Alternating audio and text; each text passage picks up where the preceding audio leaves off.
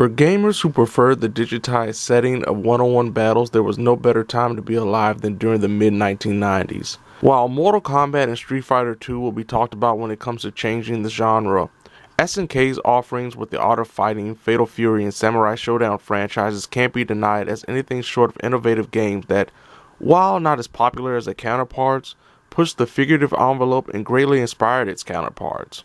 The King of Fighters series was no different. As the years progressed, I played every Western release either at an arcade or, more conveniently, on my PlayStation and PlayStation 2 consoles. Eventually, fighting games moved from my go-to genre of choice to something I rarely took the time to enjoy outside of my favorite franchises. The King of Fighters XII did the franchise no favors and left me worried about the series. While 13 was definitely a lot better than its most recent predecessor, the difficulty level was somewhat off-putting, and the plot, which is actually a major focus in the franchise, confused players who were not familiar with the series' happenings up to this point. Even with the financial and corporate struggles, the King of Fighters XIV came into fruition exclusive to the PlayStation 4 console as well as the PC. I decided to embrace my old fandom yet again, and see if I can enjoy the latest King of Fighters like it was 1997 all over again.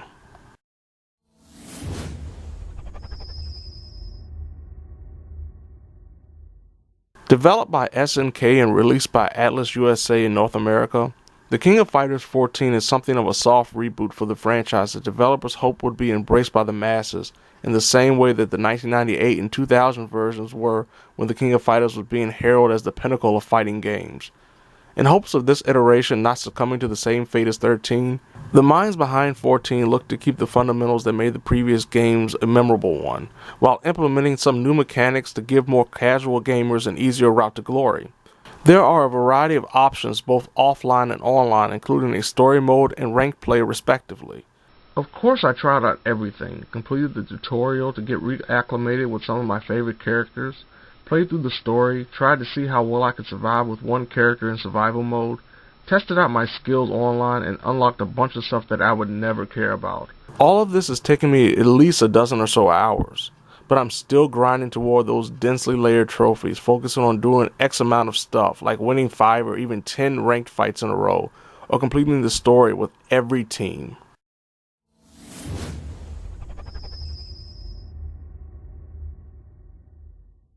The developers of King of Fighters XIV had some lofty goals when it came to the game's success, by hoping to make a King of Fighters that surpassed the greatness of its two most heralded entries in the franchise, the 1998 and 2002 editions. Thankfully, the game's core engine is still intact, and feels just as natural as it did during its inaugural releases. Though gamers greatly associate the stereotypical button input to throw a fireball or send a character kicking across the screen with Street Fighter II, it was SNK that set the stage for what is considered gaming excellence in the genre. There are the typical joystick movements everyone is used to, as well as heavy and light strikes, that actually affect the effectiveness of certain moves to either increase a maneuver's power while making it a little sluggish if the player taps the heavy button instead of the light, or vice versa. Players can dodge attacks by hitting a punch and kick button simultaneously, turn successful blocks into reversals or cancels, and even perform a variety of overpowered attacks connected to a meter at the bottom of the screen, and, at times, complicated stick movement entries that can make Zangief's spinning power drive look like child's play when comparing inputs. As noted earlier, the King of Fighters XIV doesn't play it completely safe with the fundamentals by implementing something that would benefit gamers struggling with the oftentimes complex combos in the form of the rush combo system. By tapping the light punch button while near an opponent, the character will unleash an automated combo that can be topped by a special move if the player has a bar of the aforementioned super meter filled. The rush combo is a good idea, but in practice does nothing to really help the player improve, as the automated combos cannot be turned off and can become a crutch. Add that to the fact that the actual method in utilizing the rush combo can leave a player open for an attack more often than not, which is made even worse when someone executes the combo by accident in the heat of battle, as it can easily be activated if you're not careful. There's also Max Mode, replacing 13's hyperdrive system, that with the tap of both punch buttons gives the character a chance to unleash extra powered or EX versions of regular attacks. unlike Rush Combo, Max Mode actually feels like something that truly adds to the gameplay, as a well-timed activation and utilization of an unblocked attack can mean the difference between failure and victory during a clincher of a fight. While there are some things that change, the King of Fighters XIV feels just as wonderful as the majority of its predecessors. And just like the games before it in the franchise, 14 offers a plethora of options and characters when it comes to keeping things fresh for hours on end. There are 50 playable characters, including a pair of unlockables attached to story mode. A majority of the returning characters play similar to their earlier counterparts. Personal favorites like Athena and Terry Bogard follow suit without suffering any fundamental changes that would make them unplayable to longtime fans. The new characters, while not the most interesting in appearance, do feel right at home in the wacky world, including the hard-hitting boxer Nelson. Pro wrestling fans will most likely enjoy trying out the lucha-influenced Ramon, who plays like a turned-up version of El Blaze from Virtua Fighter. There are a variety of modes for players who enjoy things offline, including the simple versus mode, to a series of trials or a fight for survival in the mission mode, and an even much-needed tutorial. There's also a story mode, but it's essentially the game's version of arcade mode with a team-driven ending. The player will have to go through 10 stages of fights, with 8 of those being 3-on-3 team battles, followed by 2 against single, stronger-than-average characters, with the sub-boss being the focal point of the cutscenes sporadically seen throughout the mode. Though the final boss isn't up to the level of inducing controller-breaking anger like previous iterations. With 13 ending the third story arc that started during the King of Fighters 2003, SNK went down the easiest path in presenting what essentially is a holdover story that could or could not be the precedent set for the future games in the franchise. From an online perspective, there are several options when it comes to fighting: ranked, free match, and party mode. While the first 2 online features are pretty much what one would expect, as you have the option of fighting in both team and singles battles, the appropriately named party mode is where up to 12 players in one room, 6 players per block, featuring shuffle and fixed categories, can play together at the same time in a team battle where one player controls one of the 6 characters doing battle.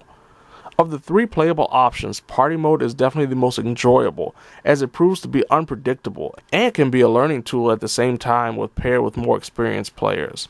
Unfortunately, actually getting a game started can be a problem, and once you find an online opponent, things can get a little shaky thanks to connection issues and lag.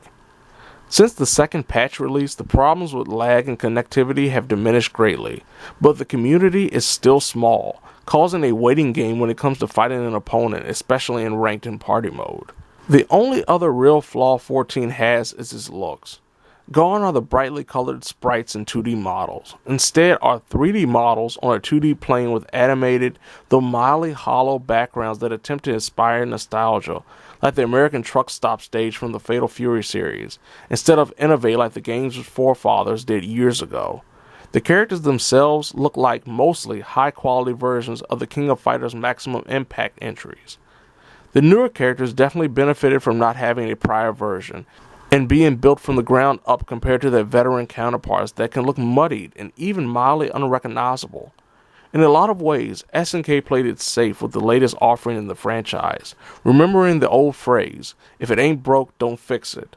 By being conservative on the modes and the character changes, the latest King of Fighters lets its gameplay do the talking in grand fashion.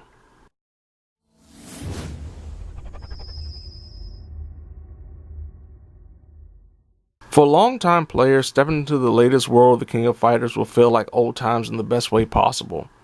A majority of everyone's favorite characters play as great as they did during the franchise's height of popularity. For gamers unfamiliar with the franchise, this is the type of game you can pick up and play without much thought, but is ready for you to delve into and find out who you do or don't enjoy in the heat of battle. Though the game doesn't feature a grandiose amount of modes similar to Mortal Kombat X, it still has enough for it going at launch to keep players coming back beyond online competition, unlike Street Fighter V during its launch. The graphics are hit or miss, but the developers did the smart thing in valuing the actual gameplay over aesthetics. Though it's not a perfect fighter, and probably didn't achieve the heights of promise that the developers intended, it still is an exceptional game to further remind gamers that SNK is still the uncrowned king of fighting games.